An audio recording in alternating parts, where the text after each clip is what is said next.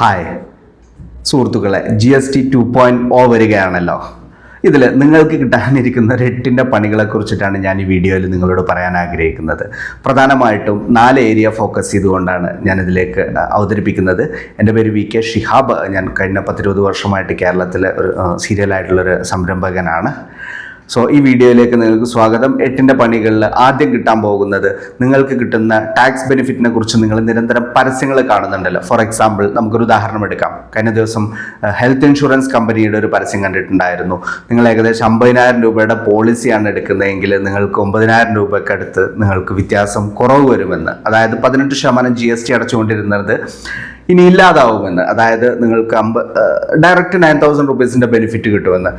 പലരും ഷരീഖ് സംസുദ്ദീനാറ് പറയുന്ന വീഡിയോ കണ്ടിട്ടുണ്ടായിരുന്നു. ഈ കിട്ടുന്ന ബെനിഫിറ്റ് എല്ലാം കൂടെ എടുത്ത് നിങ്ങൾ നാളെ ഷെയർ മാർക്കറ്റിലോ മ്യൂച്വൽ ഫണ്ടിലോ ഇൻവെസ്റ്റ് ചെയ്തോളൂ, നിങ്ങൾക്ക് ഭയങ്കര ലാഭം നേടിയെടുക്കാൻ പറ്റും, കൂടുതൽ ഇൻവെസ്റ്റ്മെൻറ്റിലേക്ക് പോകാമെന്നൊക്കെ. സത്യത്തിൽ ഈ ഇൻഷുറൻസിൻ്റെ ഈ ഒരു എക്സാമ്പിളിൽ തന്നെ നമുക്ക് തുടങ്ങാം. അപ്പോൾ ഉദാഹരണത്തിന് സ്റ്റാർ ഹെൽത്തിൻ്റെ 50,000 രൂപയുടെ ഒരു ഹെൽത്ത് ഇൻഷുറൻസ് പോളിസി എടുക്കുന്ന ഒരാൾക്ക് 18% അയാൾ ഇത്രയും കാലം നികുതി അടച്ചുകൊണ്ടിരുന്നിരുന്നത്. അതായത് 9,000 രൂപ. ശരിക്കും 9,000 രൂപ ഡയറക്റ്റ് നമുക്ക് നമ്മുടെ അടുത്ത ഇൻഷുറൻസ് പോളിസിയിൽ പുതുതായിട്ട് എടുക്കുന്നവർക്ക് കുറഞ്ഞ് കിട്ടുമോ? ഒരിക്കലുമില്ല. കാരണം ഇൻഷുറൻസ് കമ്പനികൾക്ക് കിട്ടുന്ന input tax credit central government അതിൽ നിന്ന് എടുത്തു കളഞ്ഞിട്ടുണ്ട്. സ്വാഭാവികമായിട്ടും ഇത്രയും വലിയ തുകക്ക് വരുന്ന എല്ലാ എക്സ്പെൻസുകളും, ഉദാഹരണത്തിന് ഏജന്റിന് കമ്മീഷൻ കൊടുക്കുന്ന സമയത്ത് ഇൻഷുറൻസ് കമ്പനിക്കാരന് ടാക്സ് അടക്കാൻ ബാധ്യസ്ഥനാണ്.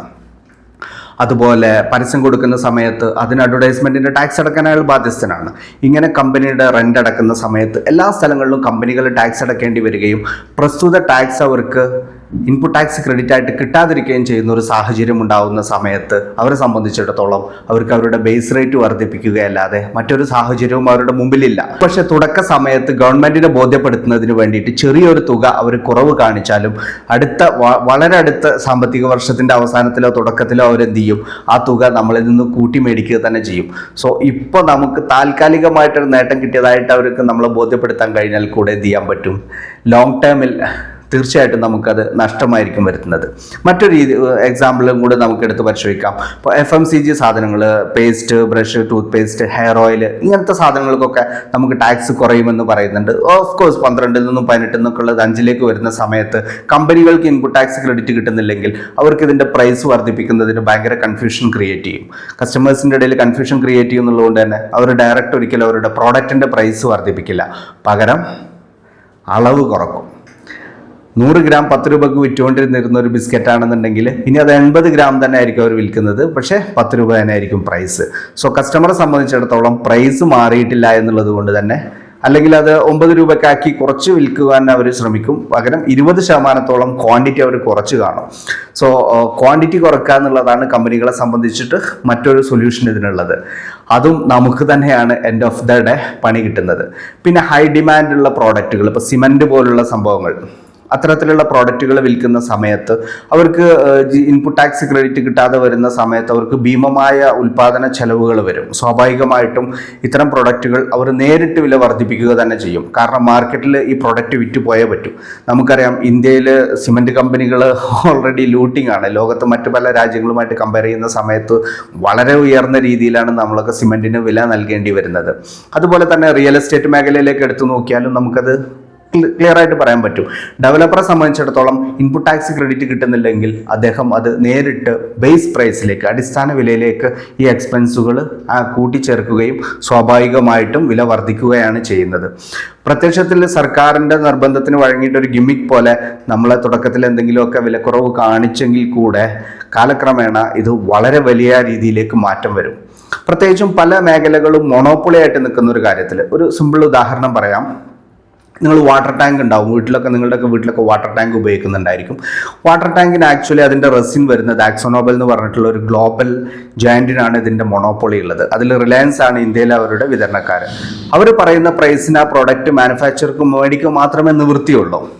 സ്വാഭാവികമായിട്ടും അവിടെ എന്ത് GST ആനുകൂല്യം വന്നാലും ഇവരെ സംബന്ധിച്ചിടത്തോളം ഈ മൊണോപ്പൊളി പ്രോഡക്റ്റുകൾക്ക് അവർ പറയുന്ന പ്രൈസ് കൊടുത്ത് നമ്മൾ മേടിക്കേണ്ടി വരും. അപ്പോൾ നിങ്ങൾ 1000 ലിറ്ററിൻ്റെ ടാങ്ക് മേടിക്കുമ്പോൾ കടക്കാരൻ, റീറ്റെയിലർ നിങ്ങളോട് വില പറയുന്ന രീതി നിങ്ങൾ ശ്രദ്ധിച്ചിട്ടുണ്ടോ?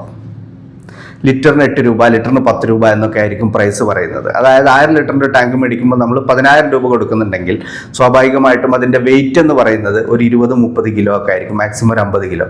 സോ നമ്മളൊരു 20 കിലോ, 50-40 കിലോ വെയിറ്റുള്ള ഒരു സാധനത്തിന് കിലോക്ക് നമ്മൾ 300 മുതൽ 400 രൂപ വരെയാണ്. അതായത് റെസിന് വളരെ കുറഞ്ഞ തുച്ഛമായ തുക വരുന്നിടത്ത് ഒരു കസ്റ്റമർ മുടക്കേണ്ടി വരുന്നത് ഒരു കിലോ മെറ്റീരിയലിന് ഏകദേശം 300-400 രൂപയാണ്. സോ ഇതെല്ലാം മൊണോപ്പൊളി മാർക്കറ്റിലും കസ്റ്റമറുടെ തലയിൽ തന്നെയാണ്. അതായത് എൻഡ് ഓഫ് ദ ഡേ നമ്മൾ യൂസേഴ്സിൻ്റെ തലയിൽ തന്നെയാണ് ഇതെല്ലാം വന്ന് വീഴുന്നത്. മറ്റൊന്നുള്ളത് 40% സ്ലാബ്. തുടക്കത്തിൽ കാണുമ്പോൾ നമുക്കത് ഓക്കെ, അത് അൾട്രാ ലക്ഷറി ടാക്സ് അല്ലേ, നമ്മൾ സാധാരണക്കാരനെ ബാധിക്കില്ലല്ലോ എന്ന് തോന്നിക്കും. റോബർട്ട് കിയോസാക്കി പറയുന്നുണ്ട്, ടാക്സുകൾ പ്രത്യക്ഷത്തിൽ സമ്പന്നർക്കാണെന്ന് തോന്നുമെങ്കിലും അടിസ്ഥാനപരമായിട്ട് അത് മുഴുവൻ ബാധിക്കുന്നത് മിഡിൽ ക്ലാസ്സിനെയും സാധാരണക്കാരനെയും ആയിരിക്കും. കാരണം കാലക്രമേണ ഈ 40% ടാക്സിലേക്ക് കയറി പോകുന്നത് നമ്മുടെ പല നിത്യോപയോഗ സാധനങ്ങളുമായിരിക്കും. സ്വാഭാവികമായിട്ടും നമ്മൾ ഭീമമായ നികുതി കൊടുത്തിട്ടായിരിക്കും ഇത്തരത്തിലുള്ള പല സാധനങ്ങളും ഫ്യൂച്ചറിൽ മേടിക്കേണ്ടി വരുന്നത്. സോ കഴിഞ്ഞ വാറ്റ് കണ്ട ഒരാൾ എന്ന നിലയിൽ GST ഞാൻ കണ്ടിട്ടുണ്ടായിരുന്നു, നോട്ട് നിരോധനം കണ്ടിട്ടുണ്ടായിരുന്നു. അങ്ങനെ കേരളത്തിലെ മാർക്കറ്റ് പൊളിഞ്ഞു പോകുന്ന പല സന്ദർഭങ്ങളും നമ്മൾ കണ്ടിട്ടുണ്ടായിരുന്നു. ലക്ഷക്കണക്കിന് സംരംഭകർ വാനിഷായി പോകുന്ന, മാനുഫാക്ചേഴ്സും ചെറുകിടക്കാരും സംരംഭകരൊക്കെ വാനിഷായി പോകുന്ന ഒരു സിറ്റുവേഷൻ നമ്മൾ ഈ വാറ്റ് വന്നപ്പോഴും GST വന്നപ്പോഴും നോട്ട് നിരോധനം വന്നപ്പോഴും കണ്ടിട്ടുണ്ടായിരുന്നു. എക്സാക്ട്ലി സെയിം തന്നെയാണ് ഇവിടെയും സംഭവിക്കാൻ പോകുന്നത്. നല്ലൊരു ശതമാനം ആളുകൾ ഈ മാർക്കറ്റിൽ നിന്ന് അപ്രത്യക്ഷമാകും. കോർപ്പറേറ്റുകൾ കൂടുതൽ വലിയ രീതിയിലേക്ക് വളരും എന്നല്ലാതെ സാധാരണക്കാരന് ഇതിൻ്റെ ബെനിഫിറ്റ് മേ ബി 1-2 സ്ഥലങ്ങളിൽ കാണാൻ പറ്റുമെങ്കിൽ കൂടെ എൻഡ് ഓഫ് ദ ഡേ തീർച്ചയായിട്ടും ഇത് മറ്റൊരു ബേർഡൻ ആയിരിക്കും നമുക്ക് സൃഷ്ടിക്കുന്നത്. അതുപോലെ തന്നെ ഗവൺമെൻറ്റും ഇതൊരു ഇരുതല മൂർച്ചയുള്ള വാളായിട്ടാണ് ഉപയോഗിക്കുന്നത്. ഫെഡറൽ സംവിധാനത്തിനകത്ത് സ്റ്റേറ്റിനെതിരെ പ്രയോഗിക്കാനും പ്രതിപക്ഷ കക്ഷികളിരിക്കുന്ന സ്റ്റേറ്റിനെതിരെ പ്രയോഗിക്കാനുള്ള നല്ലൊരു ആയുധം കൂടെയാണ്. കേരള സർക്കാർ പറയുന്നത്, ധനകാര്യമന്ത്രി പറയുന്നത് 8,000 മുതൽ 10,000 കോടി രൂപയുടെ വരുമാന നഷ്ടം സംഭവിക്കുമെന്നുള്ളതാണ്. ഓൾറെഡി നമുക്കറിയാം പല സംസ്ഥാനങ്ങളെയും കേന്ദ്രം ഞെരിച്ചുകൊണ്ടിരിക്കുന്നത്. അപ്പോൾ ഇത് ഒരു പുതിയൊരു ആയുധം കൂടെ കേന്ദ്രത്തിൻ്റെ കയ്യിലേക്ക് കിട്ടുക. സോ നിങ്ങൾക്ക് വിരുദ്ധ അഭിപ്രായങ്ങൾ ഉണ്ടായിരിക്കാം, ഉണ്ടെങ്കിൽ നിങ്ങളുടെ അഭിപ്രായങ്ങളും നിർദ്ദേശങ്ങളും കമൻറ്റ് ചെയ്യാം. നിങ്ങൾക്ക് ഇത് ഇഷ്ടപ്പെട്ടിട്ടുണ്ടെങ്കിൽ എന്ത് ചെയ്യാം, ബാക്കിയുള്ളവരിലേക്ക് ഇത് ഷെയർ ചെയ്യാം. സോ വരാനിരിക്കുന്ന അടുത്ത പണിയെ വളരെ കരുതലോടുകൂടി കാത്തിരിക്കുക. 2.0